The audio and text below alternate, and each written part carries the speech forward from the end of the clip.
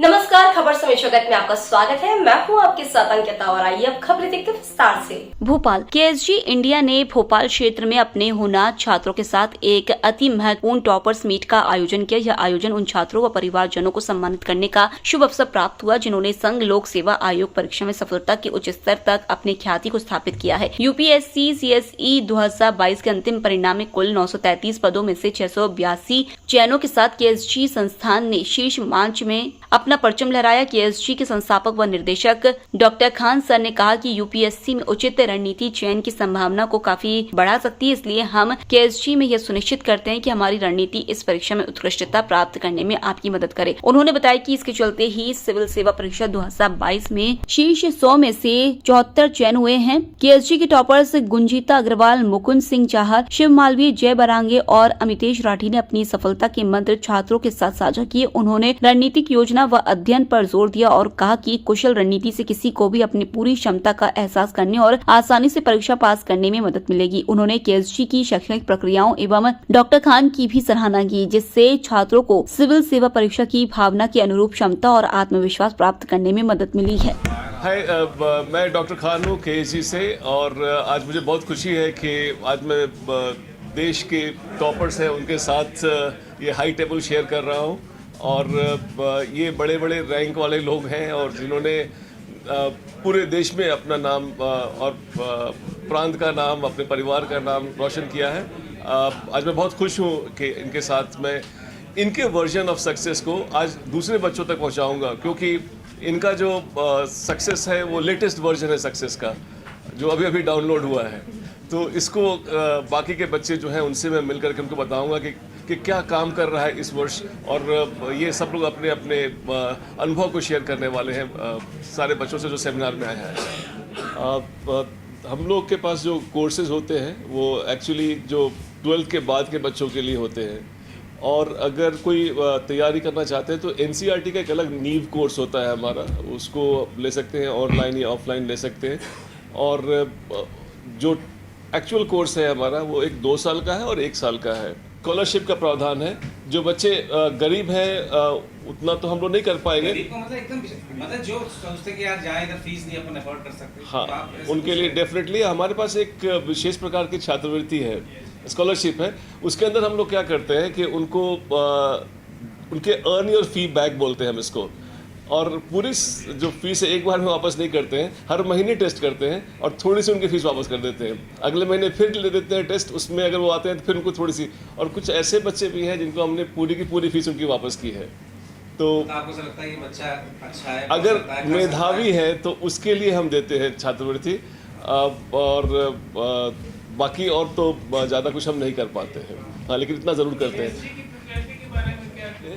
12th के बाद normally हम लोग रेकमेंड करते हैं, और उनको पहले स्कूल बुक को पढ़ने के लिए हम लोग प्रेरित करते हैं, और स्कूल बुक के लिए अलग से एक छोटा सा कोर्स है हमारा, ताकि वो बच्चे अपने आप को परख लें, जांच लें कि वो इधर जाना चाहते हैं कि नहीं। उसको नींव बोलते हैं हम लोग, इसमें स्कूल की किताबें पढ़ाते हैं उनको। आपने इसको प्रमोट किया है कि आपने लेवल पे कुछ प्लानिंग है आपकी कि हम एक न्यू मजबूत करें, स्ट्रेंथ बनाएं? जी करा है हम लोगों ने, और केएसजी बहुत ज़्यादा ऐड नहीं करता है और इसलिए शायद खबर बहुत ज़्यादा दूर तक नहीं आती है, बट इतना हमने काम कर लिया कि जो सीरियस बच्चे हैं उनको केएसजी के बारे में जानकारी हो जाती है। कोर्स होता है क्योंकि मुझे पता था कि मुझे दिल्ली नहीं जाना है, तो भोपाल में रह के ही मैंने केएसजी में कोचिंग करा था, और सारे टीचर्स ने यहाँ पे बहुत ज़्यादा अच्छे से पढ़ाया। और साथ में ये रहता है कि कोचिंग तो बहुत लोग करते हैं, पर क्योंकि उस चीज़ को हमको उसी दिन रिवाइज़ करना पड़ता है, उसी दिन पढ़ना पड़ता है, तो वो एक इंडिविजुअल एफर्ट्स में वहाँ पे बहुत इंपॉर्टेंट हो जाता है। पर कोचिंग का बहुत ज़्यादा हेल्प इसीलिए रहा कि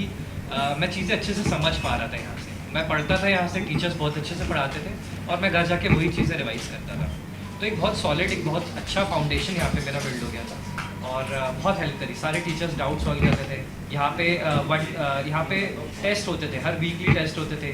जब भी एक सब्जेक्ट हो जाता था तो उसके मेंस के आंसर राइटिंग भी होती थी, तो उसमें मैं बहुत एक्टिवली पार्टिसिपेट करता था, और वो जो डेली टेस्ट की आदत जो हमें हुई तो वो बहुत ज़्यादा हेल्प हुआ यहाँ से। तो सबसे इम्पॉर्टेंट चीज़ हम सीखते हैं वो है कि हम बहुत सारी चीज़ों को कम समय में अंडरस्टैंडिंग के साथ पढ़ लेते हैं, तो हमारी जो एक अंडरस्टैंडिंग बहुत अच्छी बढ़ जाती है।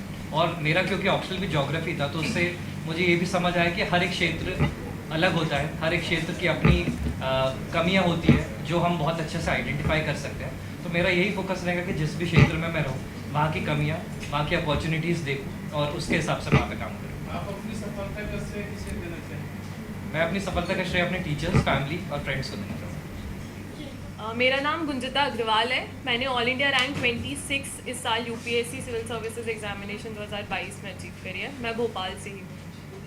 बच्चे का इंडिया में कभी ना कभी वो बचपन में सोचता है कि उसको IAS बनना है, क्योंकि आसपास देखता है, उसका परिवार उसको बोलता है। तो मुझे भी वहीं से था बचपन से कि इसी डायरेक्शन में जाना है। बट 12th के बाद स्पेसिफिकली मैंने अपने जो करियर ऑप्शंस थे वो देखे, तो मुझे समझ आ गया था कि मुझे इस डायरेक्शन में मूव करना है, गवर्नमेंट जॉब में जाना है, गवर्नमेंट जॉब में स्पेसिफिकली पॉलिसी मेकिंग जॉब में जाना है जहाँ मुझे अपॉर्चुनिटीज़ मिलें। क्योंकि मैं कॉलेज में भी अपने NSS से जुड़ी हुई थी, तो मुझे वो सोशल सेटिंग में जाके काम करना बहुत पसंद था। तो वही मैंने कंटिन्यू किया और वही मेरा एक बेस रहा कि मुझे ये करना है, और उसी के चलते मैंने 3-4 साल लगातार तैयारी करी। ग्रेजुएशन में क्या सब्जेक्ट? मेरा BCom ऑनर्स था अकाउंट्स में, एक्सीलेंस कॉलेज भोपाल से। तो मेरा BCom तो कॉमर्स होता, फिर आपने UPSC के लिए प्री या मेन के लिए क्या क्या सब्जेक्ट लिए, कैसे तैयारी की? तो मेंस के लिए एक ऑप्शनल सब्जेक्ट चुनना पड़ता है, तो वो मैंने समाजशास्त्र सोशियोलॉजी चुना था। वो मैंने सोशियोलॉजी 3 रीजंस की वजह से चुना था। क्योंकि पहला कॉमर्स भी मेरे पास ऑप्शन था, बट कॉमर्स में पढ़ के आ रही थी 11th 12th और कॉलेज के टाइम पे, और ये जर्नी इतनी लंबी होती है, तो मुझे एक नया सब्जेक्ट पढ़ने में बड़ा इंटरेस्ट आया, और मुझे मेरी राइटिंग स्किल्स मुझे लगता था कि अच्छे हैं, तो मैंने फिर इसलिए सोशियोलॉजी, जो कि एक सब्जेक्टिव सब्जेक्ट है, वो चुना। सेकंड, जो आसपास जो मेंटरशिप है, जैसे मुझे याद है मैंने खान सर से भी ऑप्शनल की बात करी थी कि क्या ले, मेंटरशिप और जो मार्क्स रिसोर्सेज अवेलेबिलिटी है वो ऑप्शनल के लिए बहुत अच्छी है। और थर्ड, पर्सनली मेरे पास एक मेंटोर थी जिन्होंने लिया हुआ था ये सब्जेक्ट और उन्होंने बहुत अच्छा परफॉर्म किया था, तो इसलिए मैंने ये सब्जेक्ट लिया। तो ये ऑप्शनल मेंस के लिए होता है।